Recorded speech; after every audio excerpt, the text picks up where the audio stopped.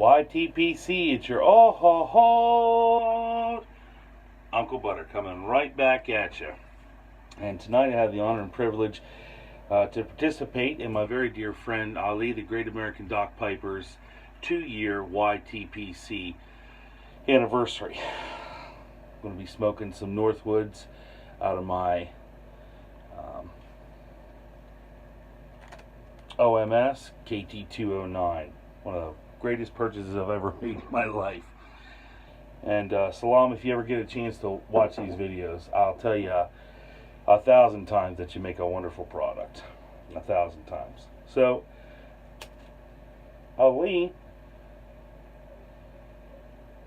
has 5 questions for us that he'd like to have answered. And I thought it would be fun just to kind of do it in the style of the Great American Docpiper. And if you want to call this a Uncle Butter fireside chat or whatever, you're welcome to. First question. What got you into the pipe smoking hobby? Well, pretty simply, it was my father, because he was a longtime pipe smoker, and he smoked a Missouri Meerschaum, a Legend with a Fifth Avenue bowl on it, and all he ever smoked was half and half. And he'd go inside or whatever, leave his pipe down. I'd sneak a drag or two, and when I became of legal age, I just figured, that's what guys do. I smoke a pipe with half and half in it. So when I turned 18, it was a very logical progression for me to become a pipe smoker. And I have done so since about 1997, 1998 time frame. Second question. What is the first blend you enjoyed smoking, and why was it so enjoyable? A blend that maybe gave you an aha moment. The first blend that I really enjoyed smoking was a blend that was recommended to me by J.M. Boswell himself, and that's his world famous blend, Northwoods. And anyone that has any Northwoods knows the character thereof and therein. It was kind of an aha moment for me because, I'd say it was at least 2 or 3 years into my pipe smoking journey that I was still pretty solidly an aromatic and an OTC smoker. And I thought, I'm kind of getting tired of this goopiness, and I really was kind of getting to the point where I didn't really want to smoke aromatics anymore, but I didn't know what else was out there. And I was just up there one day, and JM himself was working the counter, which is not a rarity. Well, it wasn't a rarity back in those days. Now he is at the second location, a couple hours from here. And he says, well, then maybe it's time you explore some English blends. And I said, well, tell me all about them. And he did, and I really fell in love with Northwoods. If I was going to codger, go to the island, I would very, very likely have Northwoods as my codger blend. Why was it so enjoyable? Because it kind of opened my eyes up to the fact that just a lot more out there than OTCs. And I'm not knocking OTCs, or I'm not really knocking aromatics. It's just, I think a lot of pipe smokers, they started out on aromatics, cherry, Cavendish, stuff that smells a good tin note and a very nice room note, but ultimately doesn't really give you the satisfaction of an English or Virginia or a vape, or it's not there. Again, if it's for you, it's for you, and I'm happy that you're just smoking a pipe, honest to goodness. So that was definitely an aha moment, like, oh man, not everything is, blueberry frizzle, Captain Black, bourbon whiskey, whatever. So, question number 3, what blends do you tend to lean towards? Well, I think the very simple and safe answer to that is English blends. I just really enjoy English blends. I have for a long time. But I have because of my good friend, the Mod Piper. Around Christmas time, I bought 2 pipes, one for him and one for Sean and Billy Goat Ghost Cobb, El Presidente of the YTPC, and I've been thusly able to enjoy a lot more aromatics than I used to. So I'm kind of having a renaissance in different blends that I hadn't really enjoyed in quite a long time, but I still solidly say that I lean toward Englishes. Some Balkans, but definitely solidly Englishes. So, I really love Northwoods, Balkan Blue, one of my favorites. Definitely love Railroad Station and Titus. Uh, Squadron Leader. These are some of my favorite blends for sure. But I definitely, like I said, have an appreciation for Vapors. Not too huge on the Perique heavy and Oriental forward blends, but I've had and found some that I enjoy. But the short answer is definitely Englishes. Question number 4. What has pipe smoking brought into your life? Well, it's brought a lot into my life, but I would say the short answer is it has brought me an understanding of the world, and not necessarily because of the pipe smoking itself, but because of the conversations I've had while being around pipe smoking and pipe smoking myself. The porch that I'm filming this from is my back porch, of course, located in beautiful Adams County, Pennsylvania, home of the Valley of Gettysburg, just in all things Apple. And this was my dad's space to pray, meditate, smoke, and kind of do some of his church work. He'd have a little thing that he put on his lap, and he would come out here and he would write his sermons out here. And I'd get home from school, or before school, or after school, or on the weekends, and certainly in the evenings, we'd be out here just kind of conversing.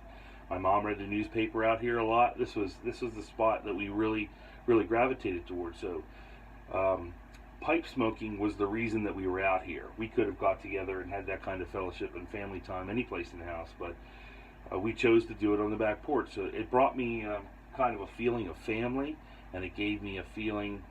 Did you just see a ghost walk by the window there? I think I might have just saw a ghost walk by the door.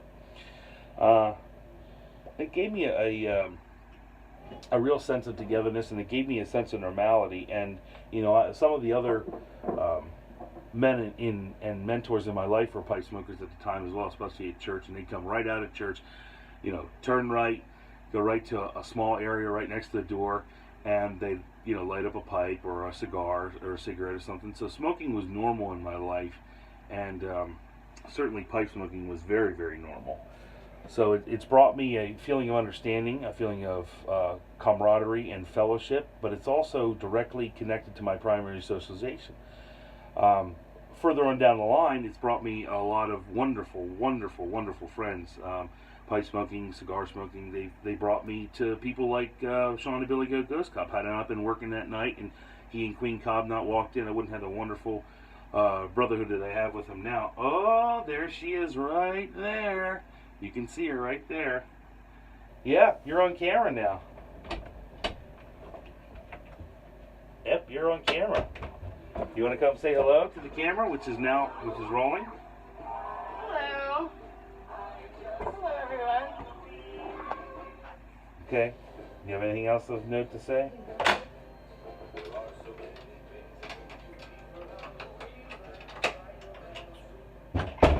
That's Mrs. Butter, and that was our youngest, Charlotte.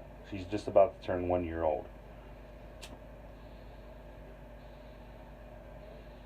So the fact that they can be on the back porch now while I'm smoking a pipe, and a lot of my friends like Sean, both Sean's, my best friend Neil, we're all out here kind of smoking and conversing, and if we have a party or a dinner party, a cocktail party, soiree in general or specific, a lot of us gravitate out here because it's kind of a comfortable space where people can congregate. So wonderful, wonderful friendships, a lot of life lessons. It's just something that is very near and dear to my heart, pipe smoking and tobacco use in general.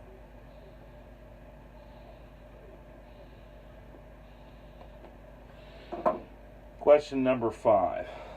If you could change something about this world, what would it be and why?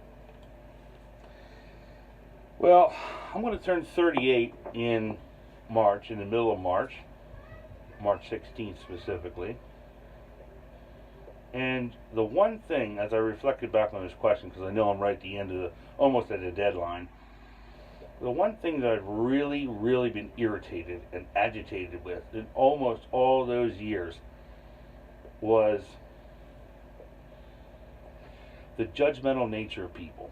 I cannot stand it. I just get so disappointed and so upset, and people are so quick to do it. And you know, we all fall a victim to it, and for various reasons. And for me personally, as a person of Christian faith, I try and endeavor to stay away from judgment, because I believe it's not my job to judge. I don't think it's any human being's job to judge. It's God's job to judge. And I would only add that it seems to me 5 or 6 years ago, but it perhaps could be more. About an hour and a half down the road in a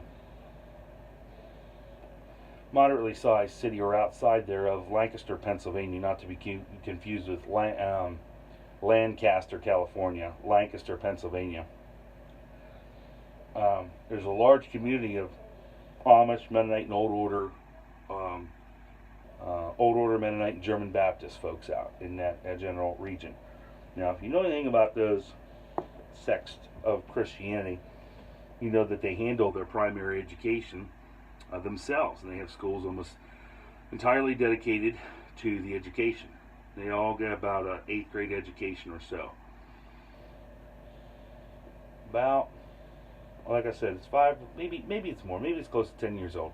10 years ago, there was a really terrible incident in one of those schools in which a lot of Amish and Mennonite children were actually, it's not fun to say, they were brutally executed. A gunman walked in and shot many of them to death. I know, what a bummer for a YTPC video. But the very evening that those children were brutalized and their lives were taken, the families of those Amish children, they all went into the hospital, Lancaster General Hospital, which ironically enough my mother used to be the head social worker at back in the late 60s. They all went in and they prayed for the gentleman and the gentleman's recovery that had murdered their children. And being a father myself, and any fathers and mothers that are out there listening, you know your one goal in life once you hold that little baby in your hands is to protect that child and love that child with everything you were, are, or ever will be. And the worry and the concern never stops. You know, it's the best and the most harrowing job you ever have as a human being.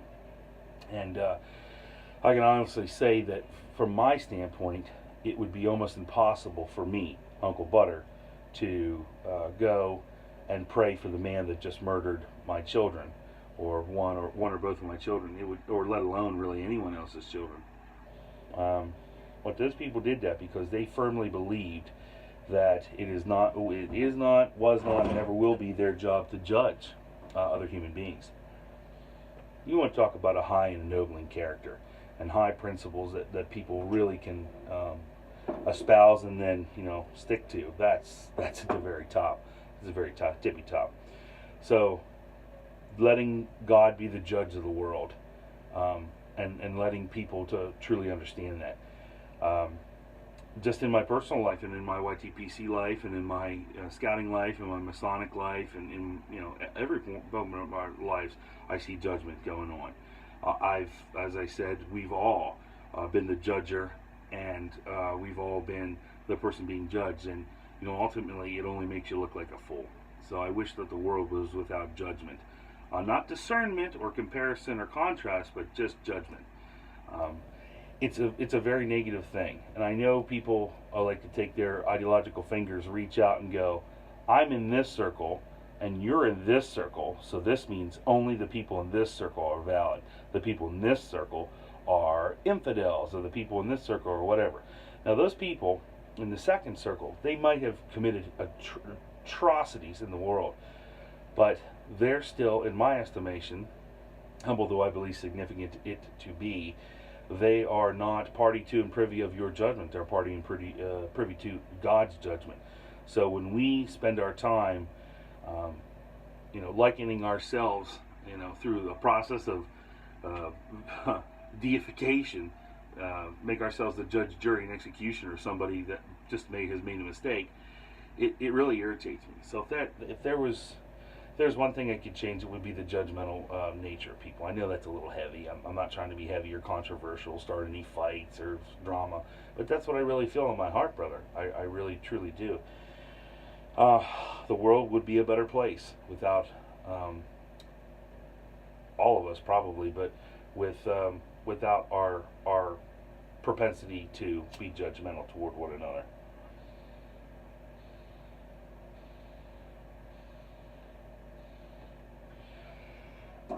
And with that, I guess I'll get to my mention of somebody that's under 100 subscriptions. Very interesting gentleman. Just subscribed to me recently. GAW. I think he's got in the average, the making of this video, early morning on the 23rd, of about 80 some subscriptions. I urge you to go over, and I urge you to watch some of his videos. I've watched a few today and in the last few days, and he's a very interesting fellow, and I think he has a lot to offer the YTPC. So please go give him a subscription if you get the opportunity to do so. But Ali, I got to say, I really enjoy our friendship. I cherish the talks we have, and I want to thank you publicly for helping me get through some of those the more trying times with my mother and the transition with her into the nursing home, and before that as well. And I heartily congratulate you and wish you continued success and all the happiness that life has to offer in general and specific, but more specifically in your YTPC endeavors. And with that, I'll leave you with this. When you're out there in the universe, chooching and having a good old time, if you find yourself in situations where you feel like judging and you know that's not going to help, and you know you can't help the situation in any other way, please do the world and all of us a favor and try not to hurt them. Uncle Butter signing out.